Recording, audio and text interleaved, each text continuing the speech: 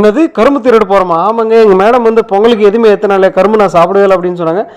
அதுக்கு தான் போய் கரும்பு எங்கே இருக்குதுன்னு தடிக்கி பார்த்தா எங்கள் சித்தப்பா வந்து பூச்செடிக்கு பக்கத்தில் ஒரு நட்டு வச்சுட்டு இருந்தாரு. அதுதான் போய் யாருக்கும் தெரியாமல் வெட்டின்னு வந்துடலாம் வாங்கடா அப்படின்னு சொல்லிட்டு எங்கள் அக்கா மக்க மரெல்லாம் கூட்டின்னு ஓடனா அங்கே போய் பார்த்தா கொல்லிக்காய் இருக்குதுன்னு சொன்னாங்க. கொல்லிக்காய் இருக்கிறாங்களா, அது வரைக்கும் நம்ம வெட்டின்னு ஓடிடலாம் வாங்கலான்ட்டு வெட்டி இழுத்து பார்க்குறேன், கரும்பே வரவே மாட்டேங்குது. இது என்னடா நமக்கு வந்த சோதனை அப்படின்னு சொல்லிட்டு வெட்டி எடுத்துன்னு ஓடணும். அந்த பக்கம் கொல்லிக்காய் வரேன்னு சொல்லிட்டு எங்கள் அக்கா அம்மாவுக்கு ஓடுறா பாருங்க சிந்து.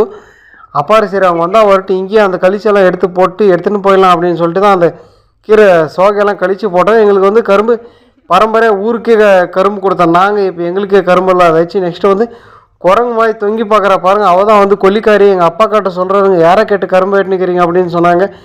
நீங்கள் போய் சொல்லிக்கா அப்படின்னு சொல்லிவிட்டு நாங்கள் இங்கே தான் செதுக்கி எடுத்துன்னு போகணும்.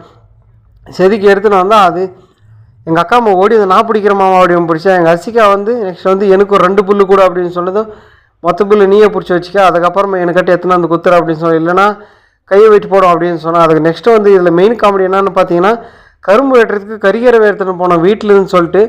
எங்கள் அக்கா அசிக்கா வந்து நீ கடையில் எதனா வாங்கி கொடுக்கலாம் எங்கள் அப்பா கிட்ட சொல்லிடுவோம். அதையெல்லாம் எங்கள் அப்பா கிட்ட சொல்கிறதுன்னு பார்த்தீங்கன்னா, அந்த கரும்பெல்லாம் ஃபுல்லாக வெட்டிருந்தோம். அந்த கறிக்கையை வந்து உடச்சிக்கிச்சிங்க.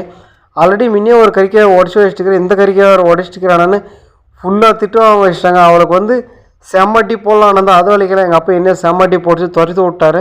அதுதான் நெக்ஸ்ட்டு இதில் இருக்கிறத போய் வெட்டினாலான்னு ஓடி போய் பார்த்தா அங்கே தேங்காய் செடியெல்லாம் பாருங்கள் எவ்வளோ செம்மையாக இருக்குதோ. அந்த பக்கத்தில் நட்டு வச்சுருந்தாங்க. நெக்ஸ்ட்டு வந்து பொங்கலுக்கு நெக்ஸ்ட் இயருக்கு நாங்களும் ஒரு சின்னசாக நட்டு வைக்கலாம் அப்படின்னு சொல்லிட்டு எங்கள் அம்மாவும் நட்டு வச்சுருக்கு. நெக்ஸ்ட்டு வந்து நம்ம தளபதி விஜய் நான் ஒரு போஸ்டர் வந்துருக்குது பார்த்துருப்பீங்கன்னு நினைக்கிறேன். நம்ம விஜய் ஃபேன்ஸ் யாரும் இருந்தீங்களா சப்ஸ்கிரைப் பண்ணுங்கள், லைக் பண்ணுங்கள், ஷேர் பண்ணுங்கள், கமெண்ட் பண்ணுங்கள். நெக்ஸ்ட் வந்து நம்ம வேட்டி எப்படி இருந்துச்சுன்னு சொல்லுங்கள்.